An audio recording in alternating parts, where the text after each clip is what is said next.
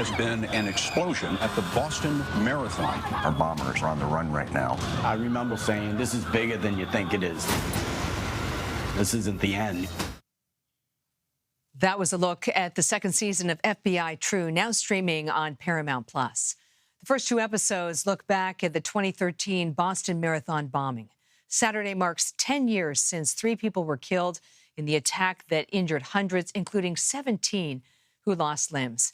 The series explores all aspects of the investigation, including what happened after the bombers were caught. Let's bring in retired FBI Special Agent Nancy Aguilar, who was part of the team investigating the attack and appears in the series. Nancy, what has stayed with you about this investigation?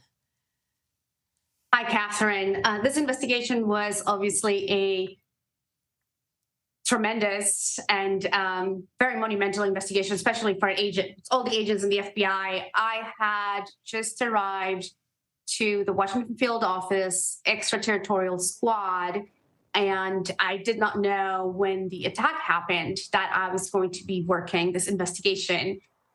It wasn't until, of course, the brothers were identified that we knew there was a nexus overseas, and I was covering that region.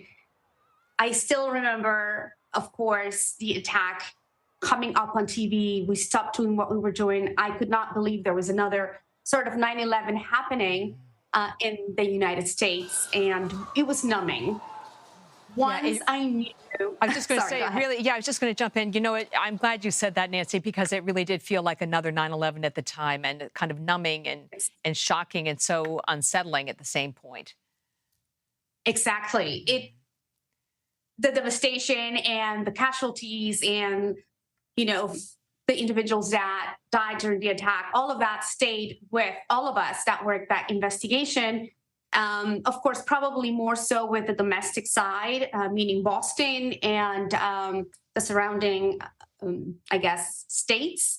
I worked the overseas portion once we learned of Tamerlan's background, of his travel to Dagestan, etc.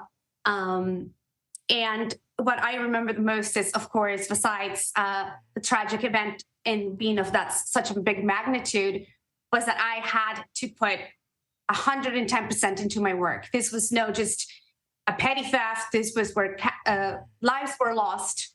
And I had to do, like I said, 110% of my work in order to make sure I was turning every stone. I'm sure that's right, Nancy. We're going to talk about the foreign nexus in just a minute. But first, we're going to play a clip of the investigators talking and briefing then President Obama. Let's watch. The American people will say a prayer for Boston tonight. I was being very careful what I was telling him because we didn't know anything at that time. We hadn't gone down to collect evidence yet. We thought it might have been an industrial explosion of some kind. We don't yet have all the answers, but we do know that multiple people have been wounded, some gravely, in explosions at the Boston Marathon. Based on my reporting at the time, it was clear that this was some kind of domestic terrorist attack. But how quickly did you realize that there was this foreign connection with one of the suspects, and how did you pursue it?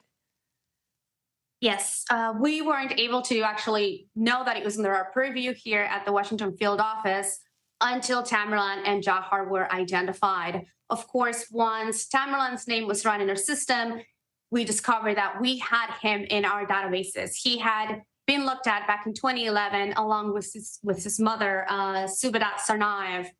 And it was then that we knew, or I knew, it fell under my purview, and I had to start working really quickly. I remember that information coming to light after the attack happened, that there had been a tip from Russian intelligence, the FSB, about one of the brothers, and it had not been, for lack of a better term, fully pursued. Was there a lot of regret within the Bureau when the Boston Marathon attack happened? Certainly. I can't imagine what that agent felt. We all do our best. We have a lot of leads that come in.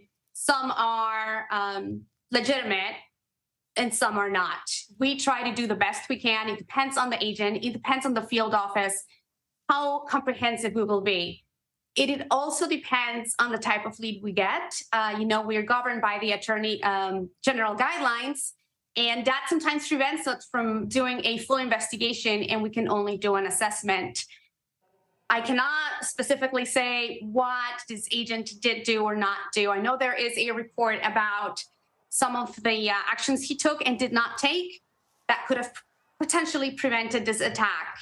But like I said, I really don't have the exact information of what he did and did not do Right. with that lead. Yeah, I understand. Just quickly in a few words, how did the Boston Marathon attack change the FBI's approach to homegrown terrorism? Yes. In 2015, we started what is called the Indicators of Mobilization to Violence. Basically, it's a tool that helps us triage through thousands of subjects that we have nationwide. And it alerts us of which of those subjects are likely to mobilize to violence here in the United States. That was a big change in approach. Nancy Aguilar, thank you. Thank you. And you can stream season 2 of FBI True right now on Paramount Plus.